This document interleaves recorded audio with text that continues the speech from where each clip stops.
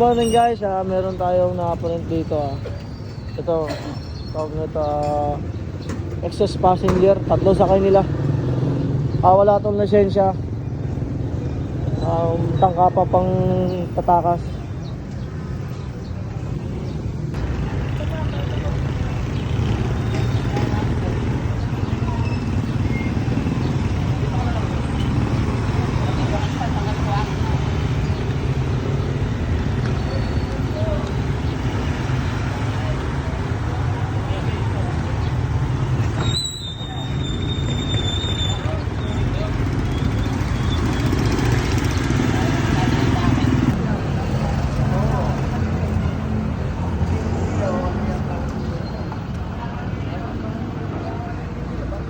So guys, ito na naman po pangalawang impound na po namin.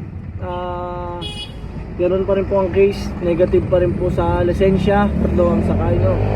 Excess passenger po 'yan no. At ito po, i-impound na naman po namin. Kasama ko po ang aking makisig na driver na si Boss. Ayan, Boss. Ayan na guys, dito na kami. Balik na ulit kami dun sa impounding sa Tagumpay. Ayun lang guys, no? Mamaya na lang ulit yung pag ando na kami sa Implement. Guys. So guys, andito na nga pala tayo ngayon sa impounding at nadala na natin yung unit na i-impound natin. Ayun nga pala guys, no? Dagdag kaalaman lang din wala rin po palang mga helmet yan, yung nahuli po namin na yan. So yun lang. So guys, Oscar Kilo na. Nadala na namin sa impounding yung unit. So dito na kami ngayon, pabalik na kami ng 100. Ay, yung lubid daw. Ay, lubid. Ayan, yung mga makikisig natin mga kaibigan.